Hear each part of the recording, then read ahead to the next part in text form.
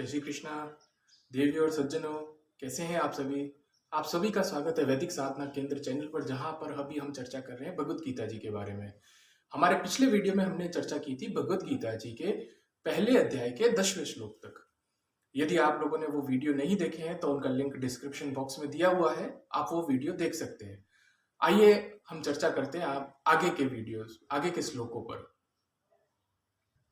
मेरा आप सभी से अनुरोध रहेगा कि जिन जिन भी धर्म प्रेमी व्यक्तियों ने, भगवत प्रेमी जनों ने जो पुराने वीडियोस नहीं देखे हैं, उन्हें आप कृपया डिस्क्रिप्शन बॉक्स में जाकर उनका लिंक दिया हुआ है, उन्हें देख सकते हैं। क्योंकि बिना उन्हें देखे आप आगे के वीडियो में जो चर्चाएं होने वाली है उन्हें थोड़ा समझने में कठिनाई होगी। इसीलिए तो बिना वक्त गंवाए चलिए आइए शुरू करते हैं हम आज की चर्चा पर। आपने देखा कि पिछले वीडियो में जहां हमने चर्चा की थी कि दोनों सेनाएं कुरुक्षेत्र में आमने सामने खड़ी है। अब वहां पर सभी महारथी अपना अपना शंखनाद करते हैं। सभी दोनों सेनाओं के बड़े बड़े रथी, महारथी, योद्धा अपना अपना शंख बजाते हैं। और उसके बाद में जब शंखनाद हो जाता है तो इसका मतलब कि तय हो गया कि अब युद्ध तो होगा। यहाँ से अब युद्ध में और कोई विकल्प नहीं बचा है। सारे जो योद्धा है वो तैयार हैं युद्ध करने के लिए। और सभी जब अपने अपने शस्त्र उठा लेते हैं और शस्त्र चलने की तैयारी होती है, उसी समय भगवान श्री हरि से अर्जुन कहते हैं कि मेरा रथ दोनों सेनाओं के मध्य में स्थापित कीजिए, ताकि मैं देख सकूं कि कौन कौन से योद्धा जो हैं दुर्योधन के ध्वज तले युद्ध करने के लिए आए हैं, जो अधर्म की तरफ से युद्ध करना चाह रहे हैं। और वो अपना गांडी उठा लेते हैं और श्री हरि से कहते हैं कि मेरे रथ को दोनों सेनाओं के मध्य में ले चलिए। आइए हम देखते हैं यहाँ पर अपने आज के श्लोकों को। अथ व्यवस्थितान् दृष्ट्वा धार्तराष्ट्रान् कपिध्वजः प्रवृते शस्त्र संपाते धनुरुधम्य पांडवः ऋषिकेशं तदा वाक्य मिदामह महीपते। सेन अर्जुन उवाच सेनयोर्भयोर्मध्ये रथं स्थापयमेच्युते। यावद्देतान् निरीक्षेऽहं योद्धुकामानवस्थितान् केर्मया स योद्धव्यम् मस्मिन् रणसमुद्यमे। इसका तात्पर्य कि अर्जुन यहाँ पर जब शस्त्र चलने की तैयारी हो जाती है और वो भगवान श्री हरि से गांडी उठाकर कहते हैं कि मेरे रथ को दोनों सेनाओं के मध्य में ले चलो, ताकि मैं अच्छे से देख सकूं कि मुझे किन किन योद्धाओं से युद्ध करना है और कैसा कैसा युद्ध करना है। इसका तात्पर्य यहाँ तक तो अर्जुन के मन में कहीं संशय नहीं है कि उन्हें युद्ध करना है या नहीं करना है, क्योंकि उन्होंने गांडीव भी उठा लिया है और वो सेनाओं के बीच में भी जा रहे हैं। यहाँ एक और प्रश्न खड़ा हो जाता है कि ये दो सेनाएं हैं कौन। जैसा हम मोटा तौर पे जानते हैं कि एक धर्म है, एक अधर्म है, और ये दोनों सेनाएं खड़ी कहाँ है? ये दोनों सेनाएं खड़ी है कुरुक्षेत्र में। हमने पिछले वीडियो में चर्चा की थी कि कुरुक्षेत्र है क्या, कुरुक्षेत्र हमारे जीवन में किसको दर्शा रहा है। तो हमारा जन्म से लेकर मृत्यु पर्यंत तक का जो यात्रा है वो संपूर्ण कुरुक्षेत्र है, जिसमें हम पूरे जीवन संघर्ष करते हैं, जिस जीवन को जीते हैं वो पूरा का पूरा वो युद्ध क्षेत्र है, हमारा धर्म क्षेत्र कुरुक्षेत्र है। तो उसमें ये दो सेनाएं खड़ी है। मीन्स जो दो सेनाएं खड़ी है, कौन कौन सी सेना है? धर्म की सेना, अधर्म की सेना। तो ये कहीं बाहर सेनाएं खड़ी है वो तो ठीक है, लेकिन हमारे भीतर में भी धर्म और अधर्म की विशाल सेनाएं हमेशा खड़ी रहती है। और अधिकांश समय हम जो देखने में आता है कि अधर्म धीरे धीरे हम सभी को आवृत कर लेता है। क्या जानते सभी हैं, है ना, और कि हमें करना क्या है, धर्म को मजबूत करना है, अधर्म को नहीं पकड़ना है, धर्म को पालन करना है, सारी बातें सभी जानते हैं। लेकिन फिर भी सभी जगह अधर्म धीरे धीरे हमें आवृत कर लेता है। ऐसा क्यों होता है? आप देखेंगे अभी सोशल मीडिया पर मैसेजेस में, संदेश में बड़ा आता है। अभी दशहरे का महापर्व गया तो कि अपने अंदर के रावण को मारिए और बुराई को मारिए। रावण दहन का असली तात्पर्य ये है। लोग अप्लाई करने की जगह फॉरवर्ड कर देते हैं। सबको लगता है कि हमारे अंदर का रावण तो मरा हुआ है, दूसरों को अपना रावण मारना है, तो हम उन्हें भेज देते हैं। आप हमारी तो हम बिसाती क्या, आप देखिए जो श्री हरि के साथ में खड़े हैं अर्जुन, उन्हें भी अधर्म व्याप्त कर लेता है। वो भी अपना गांडीव छोड़ देंगे, अभी विस्मित होकर बैठ जाएंगे और हम उनकी दुर्दशा देखेंगे कि वो किस रूप में पहुंच जाते हैं। और वहां से वापस वो क्यों भगवत गीता जी इतना आवश्यक है, हम आगामी वीडियो में जानेंगे। क्यों उसके बिना हम अपने जीवन में धर्म के मार्ग पर नहीं चल सकते? हमारा विचलन होना स्वाभाविक है। तो यहां तक अर्जुन के मन में कहीं कोई संशय नहीं था कि उन्हें युद्ध करना है कि नहीं करना है। और आप इस स्थिति को देखिए कि दोनों सेनाओं के बीच में वो जाने की एक बात कहते हैं। उस समय जो दर्शाया ये गया है कि वहां अक्षौहिणी सेनाएं थी, मतलब एक तरफ करोड़ों सैनिक, दूसरी तरफ करोड़ों सैनिक, इतने सारे योद्धा, रथी, महारथी, उसमें आचार्य हैं, द्रोण जैसे आचार्य, पितामह भीष्म, कृपाचार्य, बड़े बड़े ज्ञानी युधिष्ठिर जैसे धर्म धुरंधर, सभी प्रकार के, सभी वैरायटी के, जिसको हम कह सकते हैं सभी तरह के बुद्धि वाले, मेधा वाले लोग वहां इकट्ठे थे। और इन सब में से क्यों मात्र एक अर्जुन के ही मन में ये संशय आया कि दोनों सेनाओं के बीच में मेरा रथ ले चलिए श्री हरि से? वो ऐसा क्यों कहते हैं? बाकी किसी योद्धा के मन में तो नहीं आया, और वो भी उस समय जब शस्त्र चलने की तैयारी हो रही है। क्या कभी आप लोगों ने इस दृष्टिकोण से सोचा है? यदि जिन लोगों को थोड़ा महाभारत का परिचय नहीं हो तो मैं बता दूं कि इससे पूर्व जो है कि बड़ा भारी उनके साथ में अन्याय होता है और वो उस प्रतिशोध की ज्वाला में जलते हैं, और एक वनवास का भी लंबा समय अवधि 12-13 वर्ष की वो वनवास में बिताते हैं और घोर कष्टों को झेलते हुए बिताते हैं। उस समय भी उन्हें पता था कि एक युद्ध होने वाला है और वो उस युद्ध की तैयारी में थे। और इस समय आकर वो कहते हैं कि दोनों सेनाओं के बीच में मेरा रथ स्थापित कीजिए। ये यहाँ क्या दर्शाता है? यहाँ पर यदि आप अर्जुन के चरित्र को महाभारत में क्लोजली एनालिसिस करेंगे तो आप जान पाएंगे कि वो सिर्फ शूरवीर ही नहीं थे, उनकी मेधा, उनकी बुद्धि भी जबरदस्त थी। उन्होंने बचपन से ही अपने हर निर्णय से सभी को अचंभित किया था, और हमेशा उनके जो हाई आईक्यू को वो उनके डिसीजन रिप्रेजेंट करते थे। आप देखिए, जब नारायण और नारायणी सेना लेनी थी, उन्होंने फटाक से नारायण को चुना। उनके दिल में कोई और संशय नहीं था। जो कि जब खांडवप्रस्थ को इंद्रप्रस्थ बनाना था, मुख्य भूमिका अर्जुन की, कहीं पर भी आप देखेंगे, किसी भी निर्णय में देखेंगे उनकी, तो हर जगह आपको उनकी एक हाई इंटेलिजेंस, हाई आईक्यू का भी उनको पता चलेगा। तो यहाँ पर जब वो देखिए, हम पे कष्ट पड़ते हैं ना, हम टूट के बिखर जाते हैं। हमारे जीवन में थोड़ी सी चुनौतियां आ जाए, विषम परिस्थितियां आ जाए, तो फिर देखो कि हमारा जो वास्तविक स्वरूप होता है वो बिल्कुल टूट के बिखर जाता है। हमें अपने ऑफिस, घर, कहीं पर भी कुछ विषम परिस्थिति, ऐसे चीजें मिल जाए जिनको हम हैंडल नहीं कर पा रहे, और फिर देखिए हमारा मानसिक विघटन कैसे हो जाता है। हम अपनी वास्तविक स्वरूप को, पर्सनैलिटी को ही भूल जाते हैं। तो आप ये सोचिए, जो कि इंद्रप्रस्थ के राजा थे, जो पूरी धरती को जीत सकते थे, वो वनवास में एक दर दर की ठोकरें खाते, एक भिक्षु का जीवन व्यतीत करते हैं, और उस समय भी वो अपने गोल से, अपने लक्ष्य से हिलते नहीं है। वो उस समय को भी, उस वन काल को भी वो तपोवन में बदल देते हैं। वो साधना करते और दिव्यास्त्रों की प्राप्ति करते हैं। और वो दिव्यास्त्र क्यों प्राप्त करते हैं? क्योंकि उन्हें पता होता है कि इस के अंत में एक युद्ध होगा। उस युद्ध में वो एक हल्की सी भी चूक नहीं छोड़ना चाहते। जहां कभी कोई योद्धा और तैयारी नहीं कर रहे थे, अकेले अर्जुन इस स्थिति के लिए तैयारी कर रहे थे।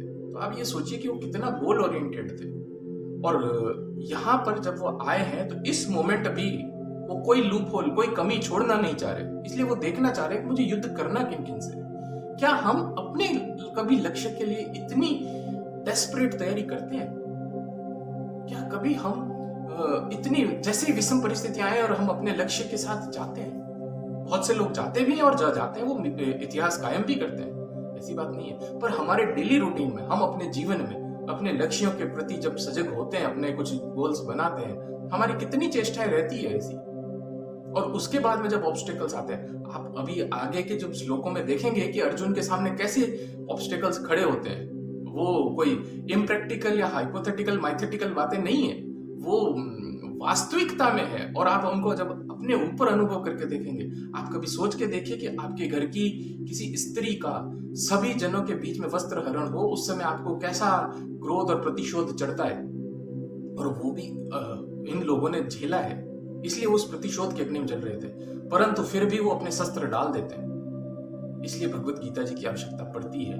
और वो शस्त्र किसके सामने डाल रहे हैं? अधर्म के सामने। कैसे उनको उस स्थिति में मोह उत्पन्न हो जाता है जहां उनको कर्म प्रदान होना है। इसके बाद भगवान श्री हरि अर्जुन के रथ को दोनों सेनाओं के मध्य में स्थापित करते हैं, जहां सामने आचार्य द्रोण, पितामह भीष्म और अन्य सभी सगे संबंधी कुटुंबियों के सामने उनका रथ स्थापित करते हैं और अर्जुन से कहते हैं कि इन कुरुवंशियों को देखो।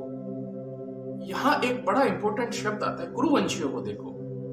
भगवान यहां तो नहीं कहते कि इन युद्ध की स्थिति इच्छा से आए हुए अधर्मियों को देखो या इन पाप आचरण करने वालों को देखो, ऐसा कोई अन्य शब्द यूज नहीं करते, प्रयोग नहीं करते, और उन्हें कहते कुरुवंशियों को देखो।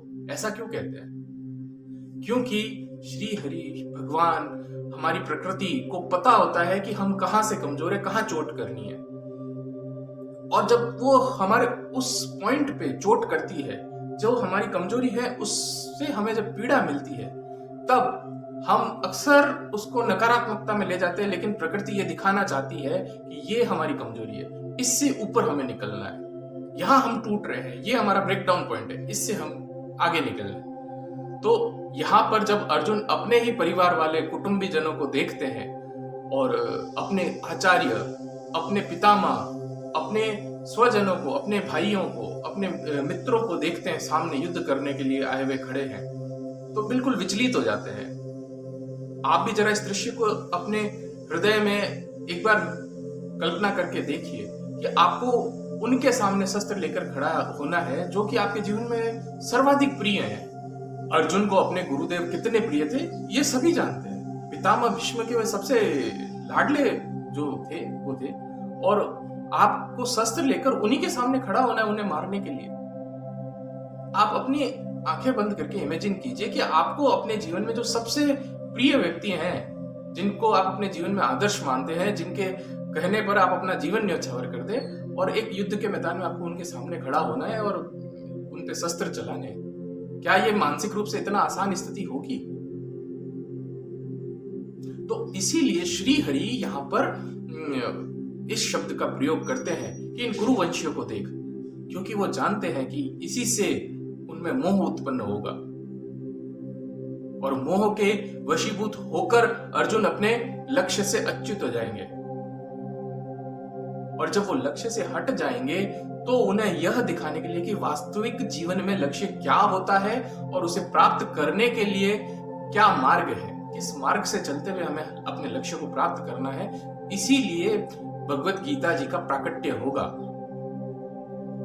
यह बहुत बहुत बहुत महत्वपूर्ण बात है। ये इसको आप समझिए कि हर व्यक्ति के जीवन में कैसे भगवत गीता जी का इतना अहम वो है। हर व्यक्ति को उसी अर्जुन की तरह ट्रांसफॉर्मेशन की आवश्यकता क्यों है? वो भगवान ने भगवत गीता जी खाली अर्जुन को नहीं दी है, वो सारे जगत के लिए दी है। तो जब अर्जुन देखते हैं सभी को तो क्या होता है? विचलित हो जाते हैं, अपना गांडीव छोड़ देते हैं। आगे के हम श्लोकों में चर्चा करेंगे कि कैसे वो बिल्कुल अवसाद में चले जाते हैं। जहां वो इतने गोल ओरिएंटेड थे, इतने सूक्ष्मदर्शी थे, इतने दूरदर्शी थे, उनका जहां लक्ष्य के प्रति इतनी प्रतिबद्धता थी, वह कौन हो गई? यहां तो वो अधर्म से युद्ध करने को भी तैयार नहीं होंगे और वो शस्त्र छोड़ दे रहे हैं। यहां एक बड़ी ऑब्स्टेकल, एक बाधा उनके सामने खड़ी हो गई युद्ध करने की।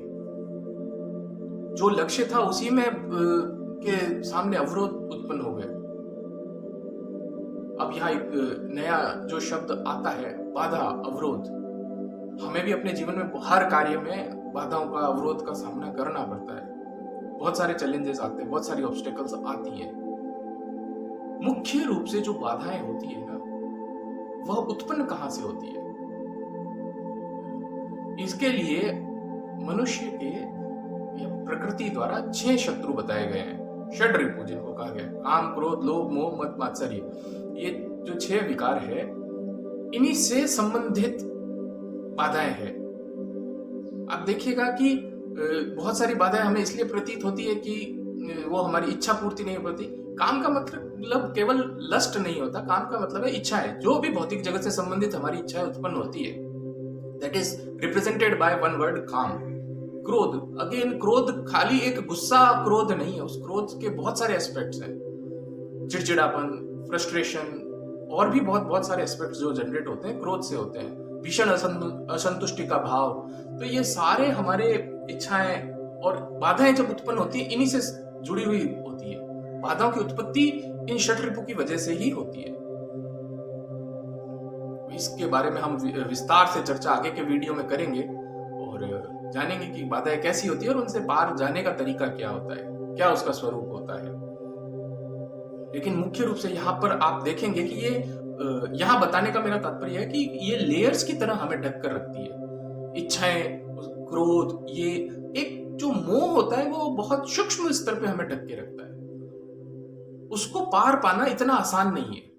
और यहां पर आप देखेंगे, जैसे आगे के हम श्लोकों में चर्चा करेंगे, अर्जुन कहते हैं मुझे त्रैलोकी का राज्य नहीं चाहिए, ये मुझे आकर यहाँ मार दे तो भी मैं नियत्ते को मेरा वध कर दे तभी मुझे तकलीफ नहीं होगी। इस तरह से तो वो दिखा रहे हैं कि वो जीवन की बाकी बाधाओं को तो पार कर पा रहे हैं, लेकिन जो मोह है उसको नहीं पार कर पा रहे, उसमें वो फंस जा रहे हैं। इसीलिए श्री हरि ने यहाँ पर कुरुवंशियों को देखो ऐसा कहा। तो इस मोह से पार कैसे जाए, उसका तरीका आगे हमको भगवत गीता जी दर्शाएगी। लेकिन यहाँ जो उनके लिए बाधा उत्पन्न खड़ी हो गई है वो है मोह, जिससे वो अपने लक्ष्य को प्राप्त नहीं कर पा रहे। तो जैसी अर्जुन की मनस्थिति हो जा रही है अपने लक्ष्य को प्राप्त करने के लिए, क्या हमारी भी हमारे जीवन में होती है? क्या हमें भी ऑब्स्टेकल्स, बाधाएं तोड़ के मरोड़ के रख देती है अपने जीवन में, और हम जो है हमारा असली व्यक्तित्व तो कुछ और हो जाता है और हम कुछ और ही करने लग जाते हैं। तो इन सभी चीजों के लिए, इन सभी तथ्यों के लिए आप अपने जीवन का विश्लेषण कीजिए कि आप धर्म से आवृत हो रहे हैं या अधर्म से आवृत हो रहे हैं। आपके मन में असमंजस या किस प्रकार की बाधा उत्पन्न हो रही है जो कि आपको अपने लक्ष्य से हटा रही है। अब लक्ष्य होता क्या है? बहुत सारे लोग तो ऐसे होते हैं जिनके पास जीवन का कोई लक्ष्य नहीं होता है। मैं कई बार कहता हूँ क्या हम ऐसी बस में यात्रा करते हैं जिसका कि कोई डेस्टिनेशन ही नहीं होता है, लेकिन लोग जीवन में ऐसे ही यात्रा करते हैं। तो हमारा हर प्राणी के लक्ष्य क्या है वो भी डिफाइंड है, लेकिन अगर आपके कुछ भौतिक लक्ष्य भी हैं तो भी अगर उनमें विचलन उत्पन्न हो रहा है तो क्यों हो रहा है, इस चीजों के लिए विश्लेषण करें। आगे के वीडियो में हम जानेंगे कि भगवत गीता जी की उत्पत्ति क्यों हो रही है, क्यों उस भगवत गीता जी के पथ पर चलने से हम ये सारी बाधाओं से पार पा जाते हैं। आगे के मेरे वीडियोस जो रहेंगे बहुत महत्वपूर्ण है, मेरा अनुरोध रहेगा आप उन सबको भी देखें। और जल्द ही हम अपने प्रथम अध्याय के वीडियोस पूरे करके सांख्य दर्शन में जाएंगे। वहां पर हम सांख्य दर्शन को भी लेंगे और सांख्य योग को भी।